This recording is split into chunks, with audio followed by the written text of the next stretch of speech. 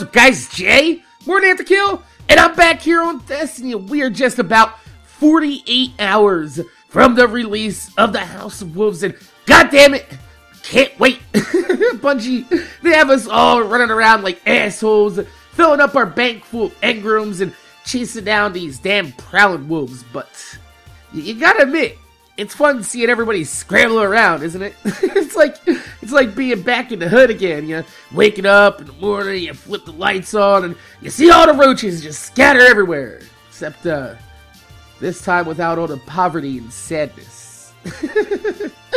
Yeah. Anyway, those of you guys out there that are scrambling around, you're farming for them keys, you got all them engrams. Be careful though, because your postmaster can only fit 20 engrams in there, so if you have a ton of things in there, like, you know, weapons, maybe legendary engrams, you might want to pull them out, dismantle some of them blues, and get yourself a little bit of security for those engrams that you want to save for when House of Wolves comes out. Because I have seen people like, oh my god, all my shit's got deleted out of my bank because of all this blue shit. Well, be careful. But with that said, I'm gonna show you a few last minute weapons for sale in the vendors that you probably should own, because once House of Wolves launches, the vendors will refresh with all new gear and they'll be gone. Gone forever. So, for this list, we're gonna start off with the absolute best weapons in the vendors and work our way through some honorable mentions. So first off, we're gonna head over to the Crucible weapon vendor to take a look at what I think is hands down absolutely the best weapon for sale out of all the vendors in the Dark Below. Not just in the Crucible and Vanguard, but all the factions as well. And we have, that's right, the old Saterienne Rapier, the Saturday Night Rapist. This scout rifle has a great base stats, but it also comes with the perks from the Fatebringer. It has Outlaw and Firefly, but don't forget about the Hammer-Forged middle perk for extra range. This gun will do it all for you. PvP, PvE, anything you ask this gun to do, it will, including that. So, next up, we're going to go all the way over to the Vanguard vendor. Of course, we're going to take a look at the LDR sniper rifle. Now, the Vanguard LDR doesn't have the greatest perks on it, but what it does have is armor piercing rounds, which makes it useful for a number of different strikes and cheesing methods. Outside of cheesing though, it still has very high impact, and it's a comparable cousin to the longbow synthesis over there in the Crucible vendor when you compare the stats, both of which are worth owning. However, the armor-piercing rounds on the LDR put it a cut above the vendor longbow synthesis.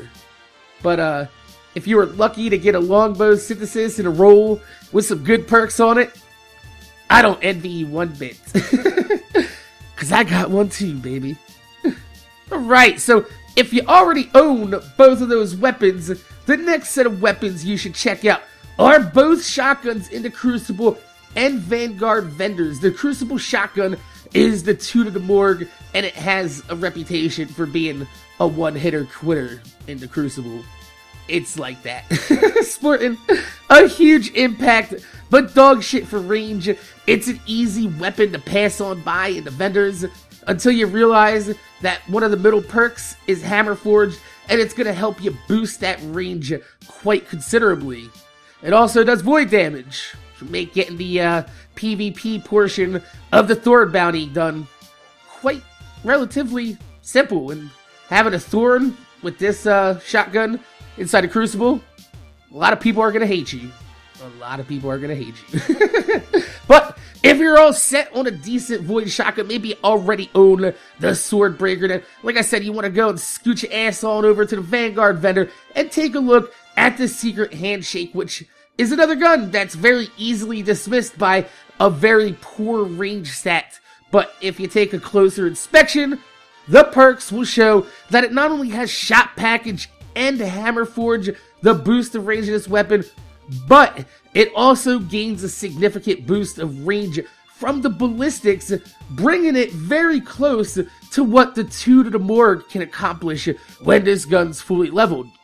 When it lacks in impact, it makes up for fire rate, so obviously it's going to be quite a good shotgun to pull out when encountering multiple enemies, and you just need a wall of pellets and bodies with holes in them. But maybe you're set on weapons. Maybe you have a full arsenal. You're rocking the best of the best gear. The problem is that even the best of the best gear can be a hindrance if it's an exotic weapon, and you need to have 2 weapons equipped that do similar things. Maybe you want your icebreaker out, but you don't want to give up your Yellowhorn. Maybe you want a damn good legendary substitute for 2 of the best exotics in the game. That's what these last 2 weapons are. They're a damn good substitute. Might not be the best weapons, but they'll get you done in a pinch. So first off, of course, we have the one-way ticket 000 rocket launcher with some great base stats, cluster bomb, and field scout to bring the magazine size up to 2. This launcher makes a pretty decent substitute for a Yellowhorn. Now, it doesn't have the immense DPS of a Yellowhorn, but let's be honest. What the fuck does? It's a great launcher for those of you guys out there that don't have a Hunger, a Crota, or a Yellowhorn, or maybe you're trying to go beat Crota and you need a rocket launcher that people in the game can recognize and be like, oh yeah, I'm not going to kick this guy out because he has a pretty decent rocket launcher. Even though it doesn't have tracking, you can still shoot it at fucking Crota's feet. The cluster bombs go all over the place, and you're helping everybody out on your team. Great rocket launcher. And then we have the Valedictorian Crucible rocket launcher, which is just about every much of a baby truth as the one-way ticket is a baby Yellowhorn. It comes with 2 in the magazine.